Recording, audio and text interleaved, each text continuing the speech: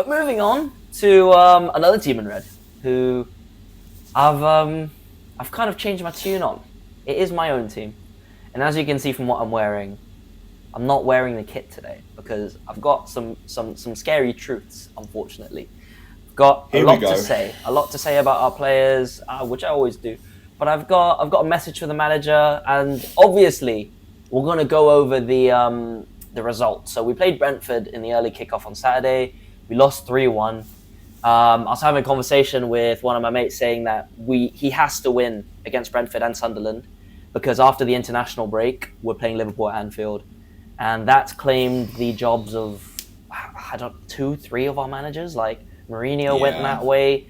Was it Ten Hag, Solskjaer? Someone, I can't remember, but that place is a graveyard for us. And he needed the wins going into that. You get 3 wins in a row going into the international break, fans will start backing you, the board will start seeing the vision, and then if you go to Liverpool and lose, it's not that deep. But now you've lost to Brentford, you've got Sunderland at home, which is not a pushover, by the way. It's on paper, it looks like a pushover. They've had one of the best starts in the league this season. They're third, aren't they? Or fourth now, I think, because Arsenal overtook. But they're top like 5 or 6, which is insane. Fair play to them. Good dark horse shout. But listen, that result against Brentford, if we dissect the goals quickly, the first goal we concede is a long ball over the top. We're trying to play a high line, which, by the way... Harry Maguire. The fucking basics. Firstly, stand on the halfway line if you're playing a high line. Like, walking and being lazy as the last man back. In a back 3 playing a high line. Fucking hell. Also, playing Maguire and Shaw in a high line, you're asking to die. You're pointing, you're looking down the barrel of the shotgun, mate. All right, that's number 1. Number 2, Bayende, I think it's an unsavable shot if you consider his position. But as a goalkeeper, a professional top tier, top league, whatever the fuck you want to call it, the top level goalkeeper. You've got a whole half pitch where he's running in to adjust where you are. Raya, Donnarumma, even Pope, I'd say. All these guys will come out. They will come out, or at least come off their line. But one of my biggest criticisms of why we got rid of De Gea in the first place was he was glued to his 6-yard box.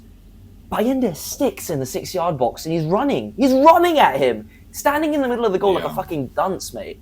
So it goes in, a great shot. Good goal from Igor, right in the top corner. The second goal, he fucking palmed it. Like, he's crossed in, he's palmed it straight out to Igor, who's got a brace. So we're 2-0 down in London, away from home. Luckily, Sesko gets his first goal after missing 2 shots right before he gets the rebound. Scores, and I'm thinking, okay, maybe we can get something. Let's fast forward a bit. I mean, Brentford, I feel like that second half, we were shit. Right, I mean, we weren't great in the first half, but we started well. We were dog shit in that second half. Every time on the transition, we were so vulnerable. Cutting through us, there's no midfield. If you're playing a midfield 2, you cannot make both the midfielders press at the same time. Okay, that's just not how that fucking works. One's got to sit, one's got to go. Bruno's never played that position before in his career, so I don't expect him to. Ugarte is trying to as well. He's trying his best, but I don't think he's got the quality to play for Man United. I just don't see it. He cuts about.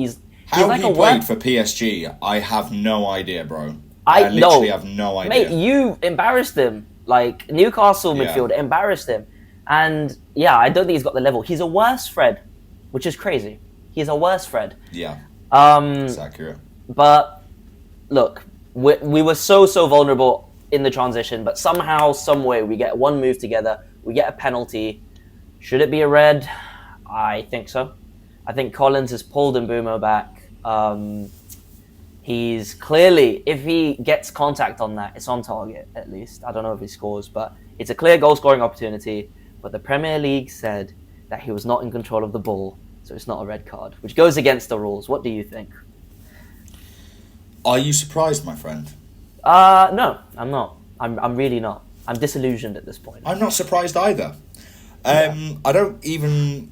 I think now I just kind of consider the referee on the day. I kind of judge what decisions he's made early and consider if it's going to be a good game or a bad game for us. Yeah. Because I don't genuinely think that all referees follow the letter to the law. Like, I think there is so much interpretation that some of these referees have whether they're listening to VAR or not listening to VAR, going to the screen, like they have these talks that you can hear on that show, like you can hear the voices of the VAR officials, and it's just like sometimes you have no idea what it is that they're talking about. Like they're so skewed from what it is of just pure eye test and logic. Like I won't go back to Newcastle on this, but like we even saw today 2 penalty decisions either side of the pitch not given. Get given on another day. Do you know what I mean? Like no bias against Newcastle or Arsenal. Like they just get given on a different record on a different day. So I just like it's kind of luck of the draw with referee decisions at the moment. They're fucking useless. So it's honestly, and that could have it could have changed the game, but with this United team, I don't know. But it was to me, it wasn't the failure to give the red card. It was how long they took to check. It was 5.5 minutes between the penalty being called and the penalty being taken. And also, Brentford were allowed to make substitutes in that time, which the law states a team cannot make substitutes in the process of a penalty being taken or before penalties being taken. So they let that go as well. And I think people are kind of underestimating how much of an effect this has on the taker. I'm not saying it's the reason why he missed, but I'm saying you're away from home, 5.5 fucking minutes to take a penalty. It's 2 out of 3 penalties missed this year. I know. And the Fulham one was also delayed. But also, I don't think you should be missing 2 penalties because he's missed 2 or 3 penalties in his whole United career. What did he go on? Like a 20 penalty run or something like that? I remember that. He didn't miss for the first 2 seasons he was here, or season and a half. Cardalo, I remembered all the pens he missed. I remember every single one. He missed that one, my bad. He did miss that one against you. But apart from that, he didn't miss any for a season and a half. And now he's missed 2. I don't know. I mean, I don't think VAR should be taking that long to decide on whatever what the red card and all that. But definitely played a part. Bruno misses the penalty. His body language, he didn't have a great game anyway. The game was gone by the 3rd goal. When Mainu lost it on the edge of the box, they countered. But fuck me, Bayende, what are you doing? Did you see the shot? He was in the middle of the goal and he's dived. And he palms it up. He's dived from the side. If he stands still, he'll catch it. That is Sunday League goalkeeping, bro. Yeah, when I saw that, I genuinely thought it deflected. It must have deflected. There's no me too. way. Mm-hmm. And he spanners it. Like, what is going on at United in their goalkeeping situation right now? Like, how can you have 2 such shit keepers that make such massive errors in game? Like, there's no confidence in them at all, clearly. There's not. I mean, we had a great opening 5 minutes, and as soon as we conceded, we fucking withered. Like, we couldn't handle it. Yeah. I don't know what it is with the confidence of the team right now, but also at the same time, I know it's little things, but like, why does Amorim look so fucking depressed on the touchline? If you're down 1-0 and you look at the man, he looks like he wants to kill himself. Bro, he's a leader. You look at Eddie Howe when his team's down, he's up there, he's screaming at players, get up the pitch. When a Man United player makes a mistake, the camera pans to him and you see he's like, and he's looking down and he's all angsty and anxious and annoyed, and you're just like, mate, you don't even look like you have confidence in your own players. You look like you're sick of them now, and they're not adapting to this style that you're forcing them. They clearly can't do, and you've not got the defenders or midfielders to support that system. The midfielders. That's it for me. Yeah, I mean, I think there's 3 components really. Firstly, the board for appointing him and backing him. And, words have come out today that Ratcliffe wants to give him the whole season. Okay, mate.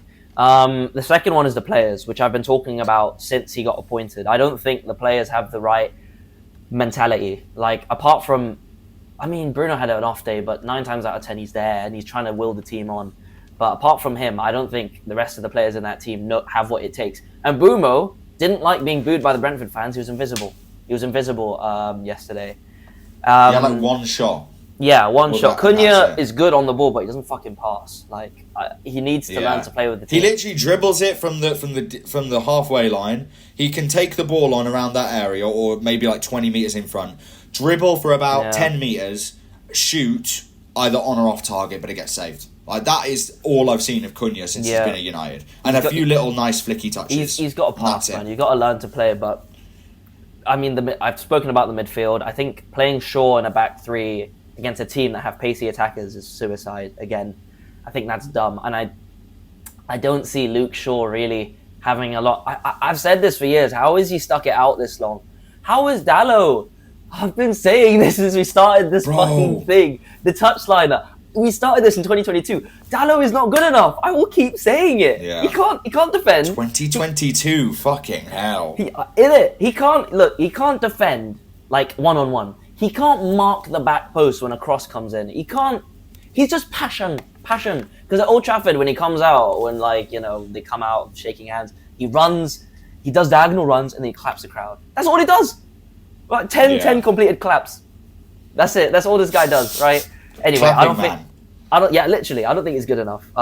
Obviously, but we can talk about the players all we want, all right? Dorgu fucking needs some technical polishing, but I'm gonna talk about the manager.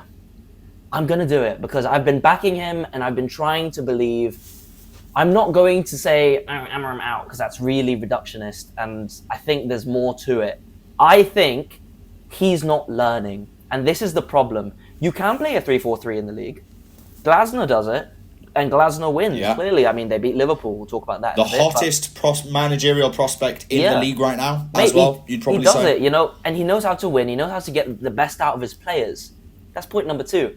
Amorim is like, this is my 3-4-3. My midfielders will do this. My defenders will do this. My attackers will do this. Oh, that's not playing to your strengths? Fuck you. That is what he's doing. Make it work. Yeah, make it work. This guy literally said, I said it last time, but he's like, the Pope can't make me change my tactics. Bro, this is going to be your downfall. I'm not saying a 3-4-3 can't work, but to be so stubborn in how you have to play and asking, when you're playing Casemiro, asking him to press, asking Bruno to be a holding midfielder when he's the most creative player in the last 5 years in the Premier League. I don't understand it. You've got to... Players like Bruno deserve respect. I think when Bruno is the best player, when he is undoubtedly one of the best midfielders in the league, he has to be given the keys a little bit. You can't just tell him, fuck you, go play with a guy. Because I'm seeing this guy literally not care about the name, which, okay, in a sense can work, but literally not care about their attributes, what they're best at. And he's just playing them in these positions. And it's not going to work. It's not good. He's got this very regimented coach style of my way goes and you guys will have to work it in my way. If you can't do it, that means it's your fault. And realistically, him playing Bruno in that 8 position is not Bruno's fault that he's not good there or not at his best there. Yeah. And let's be honest, Bruno has shown what he can do in Premier League. This is not Bruno's fault. It's not Bruno slowing down. Okay? Listen, he might be lower on confidence. He might not be scoring the penalties, but you have to ask why. Is he in a system that works for him? And he's the captain, right? Is he still the captain of Man United? Yeah, he is. So why is he not given the tools? Like you were saying, show him where he's going to be able to succeed the most and the rest of the team will follow. If your captain doesn't believe in where he's playing, you're fucked from the beginning. Do you know what I mean?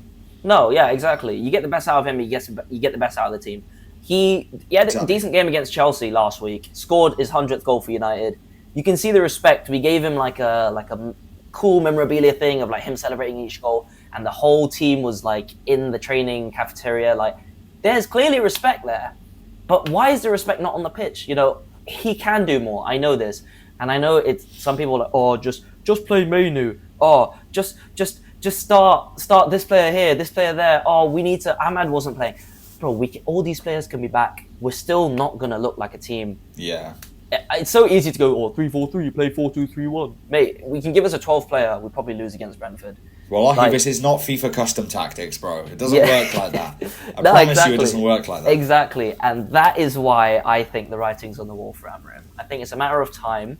Unless he wakes up tomorrow and decides, you know what, I'm going to adapt. I'm going to learn from my mistakes and make it so when a team crosses it in, they'll almost certainly score. I'm going to make sure that doesn't happen. And I'm going to make sure I have a midfield.